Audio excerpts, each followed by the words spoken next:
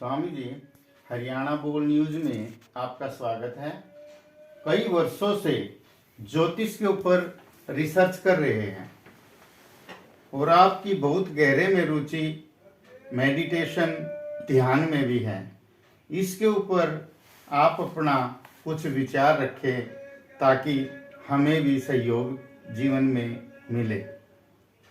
देखो, जो मेडिटेशन है या अध्यात्म है वो तो हमारे परिवार में शुरू से था और मैंने अपने माता पिता से ही उसके बारे में सीखा है। बाद में मैंने खुद भी सर्च करना शुरू किया कि अध्यात्म क्या है। तो इसके बाद मैंने ओशो से मेडिटेशन सीखा। ओशो का दीक्षित सन्यासी हूँ मैं, और मैंने यहाँ पे पहला ध्यान शिविर लगाया था भिवानी में।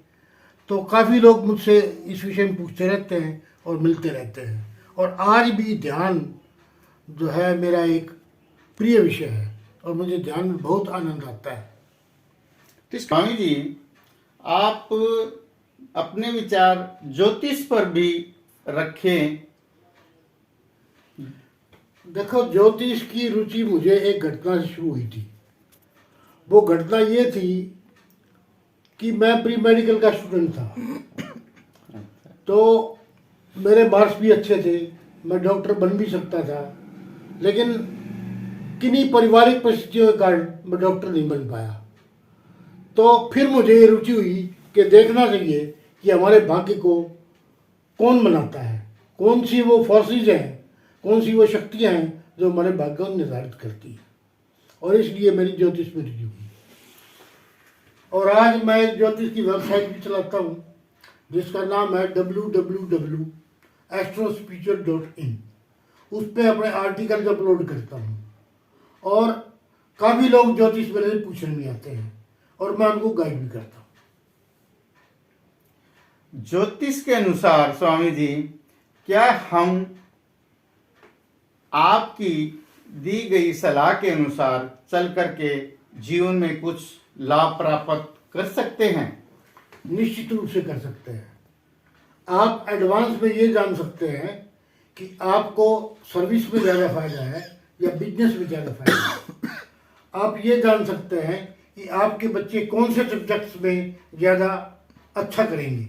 उन सब्जेक्ट्स, उन साइड को, यानी कि उस संकाय को, उस स्ट्रीम को आप बच्चों को पढ़ा सकते हैं। और ज्योतिष में ये भी पता लगता है कि आज जो आपकी व्यापार में परिस्थितियाँ हैं वो कितने दिन रहेंगी और उनको किस तरह से सुधारा जा सकता है और कब परिस्थितियाँ ठीक होंगी। ज्योतिष से अभिप्राय मेरा ये है, तो इसका मतलब ये है कि क्यों ना हम बच्चे के ज्योतिष के द्वारा शुरू के काल में ही ये जानकारी ले सके कि उसकी भविष्य में सरकारी जॉब में जाना अच्छा है या मतलब बिजनेस में। बिल्कुल, ज्योतिष वास्तव में इसी पर्पज के लिए बनाया गया था। इसीलिए भारतवर्ष के अंदर जनपत्ति बनाई जाती थी, ताकि जो भी बच्चा हमारे पास आया है उसके बारे में हम जान सके कि कैसे, कौन से वो क्षेत्र हैं जिनमें वो ज़्यादा सफल हो सकता है।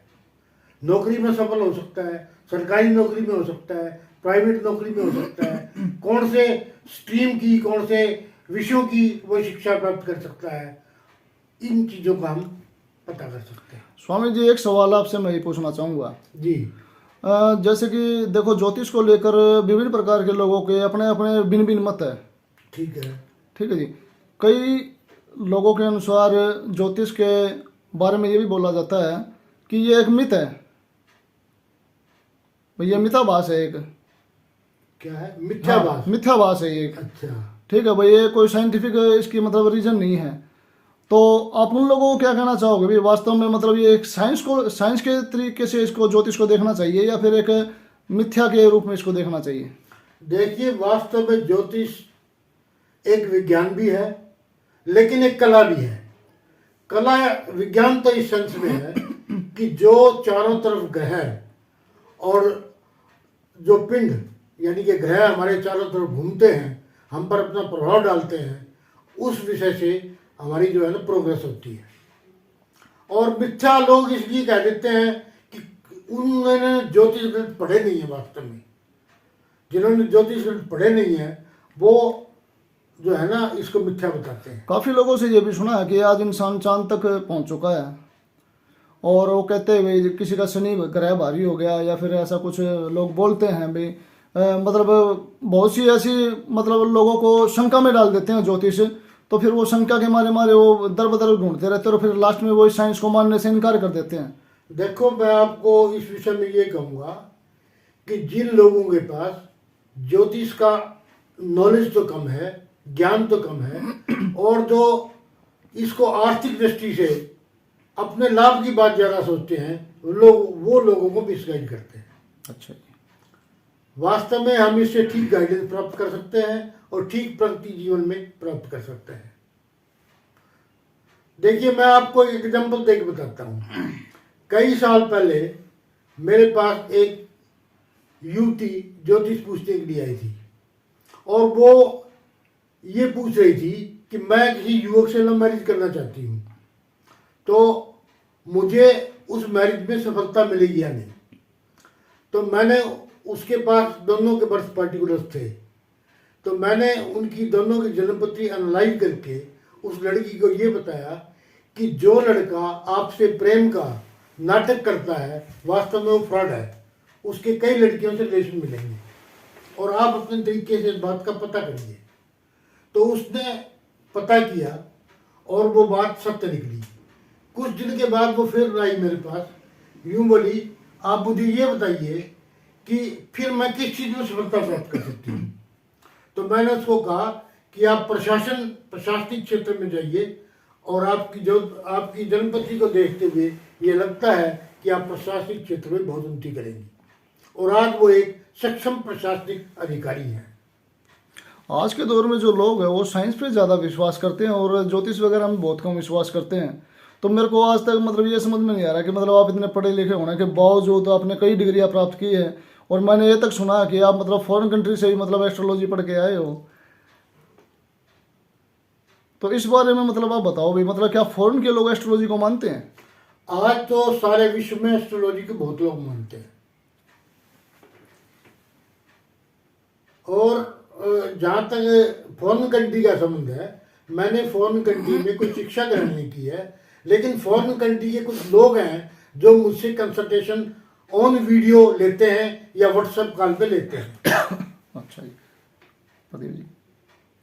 देखिए, वराहमिहिर आज से 5000 साल पहले हुआ था, महाराजा विक्रमादित्य के समय में। उसने एक किताब लिखी है बृहत संहिता। अगर आप उस किताब को पढ़ोगे तो उस किताब में हमारी घटनाओं के बारे में बहुत कुछ बताया गया है, और उन घटनाओं को हम, उन सिद्धांतों को हम लागू करें तो आज भी लागू होते हैं। कोरोना वायरस पे मैंने लिखा था कि कोरोना वायरस कभी भी ठीक नहीं होगा, किसी ना किसी रूप में आता रहेगा, लेकिन आज ये महामारी है और फिर ये बीमारी बन जाएगी। यही हुआ, आज भी हम कोरोना को पूरा जीत नहीं पाए, और कोरोना के डिफरेंट वेरिएंट आते जा रहे हैं। वो इसीलिए आते जा रहे हैं क्योंकि जो बृहत संहिता में जो सिद्धांत दिए गए थे, उन सिद्धांतों के आधार पर ही मैंने ये लिखा था। अभी भगवंत मान जी ने जो है ना पंजाब के मुख्यमंत्री बने, तो मुझे इनके बर्थ डेट के बारे में नहीं पता, बर्थ डिटेल के बारे में ज़्यादा नहीं पता। जिस समय इन्होंने शपथ ली थी, उस शपथ ग्रहण के समय उस शपथ ग्रहण की जन्मपत्री बना के उसको एनालाइज करके मैंने कहा था कि पंजाब में जो कानून और व्यवस्था को कंट्रोल करने वाली एजेंसियां हैं, उनको कानून व्यवस्था बनाए रखने के लिए बहुत मेहनत करनी पड़ेगी, और यही हुआ। पंजाब में आज व्यवस्थाएं, कुछ ऐसी अव्यवस्था फैल गई है कि एजेंसियों को बहुत काम करना पड़ रहा है इसको कंट्रोल करने के लिए, इसको नियंत्रित। आज आपका पहली बार इस सीरीज में संपर्क हुआ है। आने वाले टाइम में हम आपके इस सीरीज का आपका नंबर वेबसाइट पर डाल देंगे। जिन्होंने भी कोई शंका है, कोई प्रश्न पूछना है अपने बच्चों के भविष्य के बारे में, उनके उज्जवल भविष्य की कामना करते हुए और जीवन उनका सही दिशा में आगे बढ़ाने के लिए वो आपसे संपर्क कर सकते हैं। नेक्स्ट टाइम हम आपसे यही उम्मीद करेंगे आप इस विषय में हमारे से खुल के बात करें और दर्शकों को भी बताएं, ताकि इस संसार में रहते हुए माता पिता अपने बच्चों का सही ढंग से मार्गदर्शक जिस भी आदमी को जीवन में कोई समस्या है वो मुझसे संपर्क कर सकता है। मेरा नंबर है 7027535182। धन्यवाद। धन्यवाद स्वामी जी।